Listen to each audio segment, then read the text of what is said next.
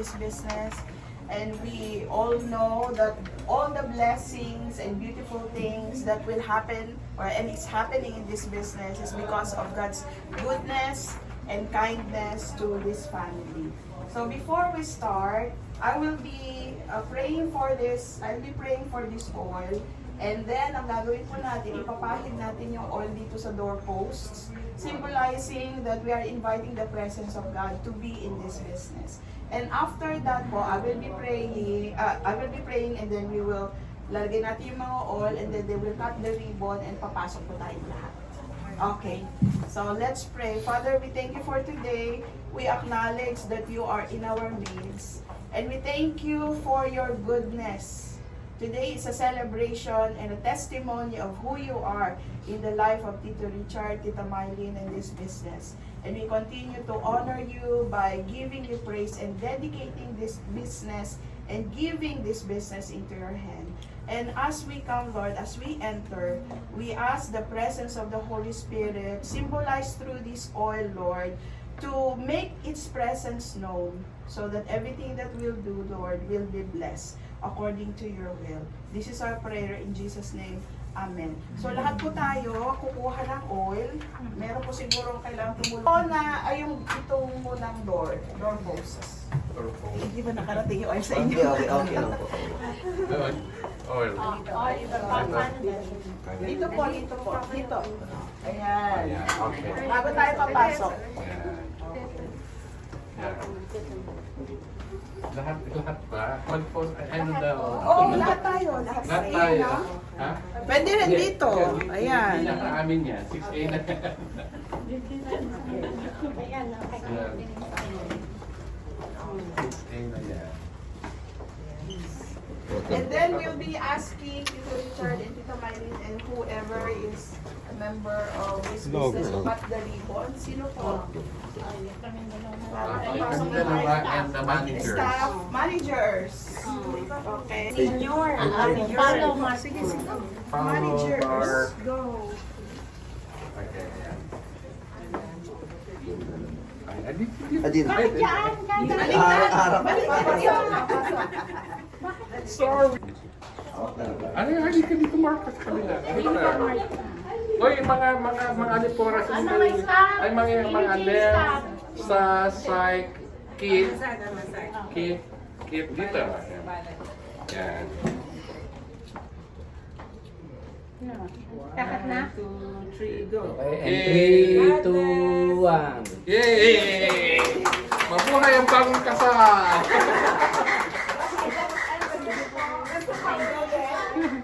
Okay.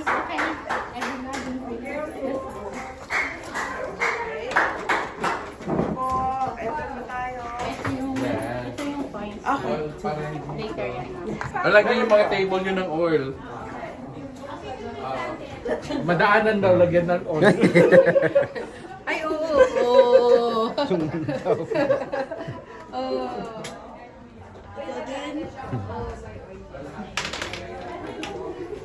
Halika na ulit.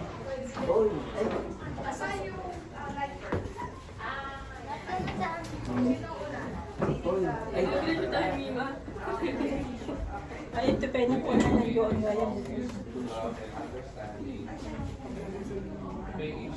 Here, appreciated. We light a candle of love. Okay, next. Si Tita. Wala kang kanila? Okay. Candle, like We dedicate this office to success and celebration. May this office have joy and high fellowship, with kindness and its voices, and laughter running within its wall. We light a candle to joy. Okay. Ito na. To friendly life, may its doors open in hospitality, and its windows look out with kindness towards others. We light a candle to friendship. In this office to cooperation, may its duties be performed with love, its furnishings bear witness that the work of others minister to our comfort, and each table remind us that God works with us for the supply of daily needs. We light a candle to cooperation. I think Mark. We dedicate this home to the, we dedicate this office to the appreciation of all things good and true. May the books bring wisdom, the pictures symbolize things beautiful, and the music bring joy and inspiration. We light a candle to appreciation. Paulo. Wala na kanina. Wala na. Di ko pa yung Last one. We dedicate the time and talent of those who work here to help build a world in which every family may have a home of comfort and fellowship. We light a candle to Christian service. Yes. Then, We dedicate this threshold to the life eternal. We light a candle to a spiritual energy. Yes. So all these candles symbolize that this business, syempre, it's owned by Dr. Richard and Tita Mylene, but primarily everything we have is God's. And we are saying through lighting these candles that, Lord, because this is yours, that whatever happens in this, the business transactions, the people that you contact, and all the contracts and the dealings that you do is under His Lordship. And because we are careful in acknowledging that everything we do, yung wisdom natin, di ba? Siyempre, magsusulat ka ng kontrata, everything that you have, wisdom and talents that you have is God's. So, we pray, we will not read all this now. I will be praying now for the business. So, do you have any prayer requests? Anything that is going on in the business that you want God to put His hand in favor upon? Meron ba? A project?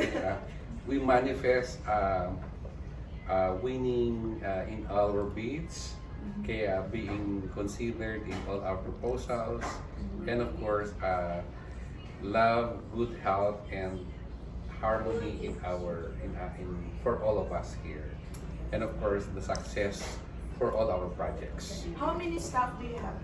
So we are. Raise your hand. 1, 2, 3, 8. Eight staff.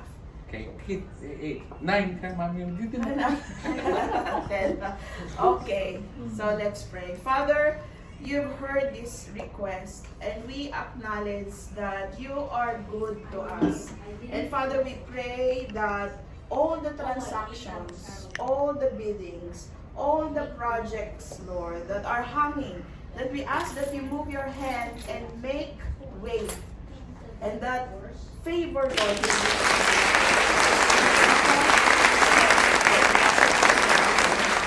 because you are a miracle working God. There will be situations, Lord, that they will be challenged. There will be situations that they will be meeting people that are maybe obnoxious or hard, but we ask that your grace and that your favor will rest and make a way for them. We also ask, Lord, as requested by Dr. Richard, that good health will be experienced by all the staff, all the owners of this company. Not only good health, Lord, but good people, good friends. Surround them with good people that can encourage them and give them wise advice that will allow them, Lord, create opportunities for this business to flourish. And we acknowledge, Lord, that you can make a way for them. And also, Father, we ask that the future will be great. Protect the future of this business, Lord. Not only now in the present that we are asking that you make it prosper, but even the future, oh Lord. Protect it, Lord. We ask that you give them discernment, what to do and how to do it. We ask that when they are creating contracts and making bids and conversing and having meetings with people, that you just give them wisdom and guide them, oh Lord. We thank you that you have proven how good you are to this family, oh Lord, to this business. As you have been faithful in the past, we know that you will be faithful today and the future. We thank you for today. We thank you for friends and family that came, that celebrate with us. We acknowledge each one, and we pray, Lord, that you bless everyone. We also pray, Lord, that you bless the food that prepared as a celebration, as a testimony of your goodness to this business and to this family. And we are excited, Lord, We are excited to see how you will open doors of opportunities and bless this in ways that we will never imagine. We thank you and give you praise. In Jesus' name we pray. Amen. Amen. Okay. Yung candy. Yung mga candy. Pati. Yes. Thank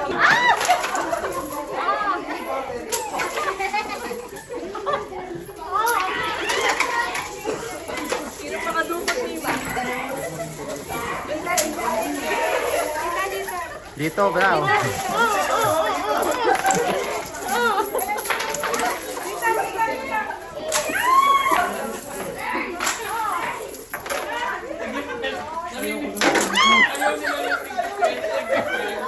Eileen.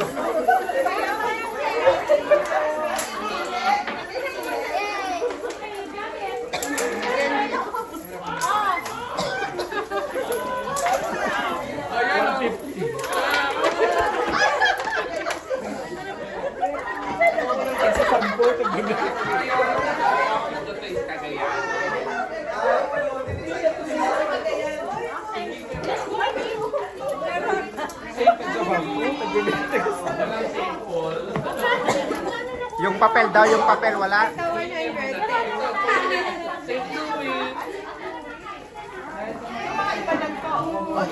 Ilocano. Yay! Thank you very much. Tama na. Congratulations. Kainan na.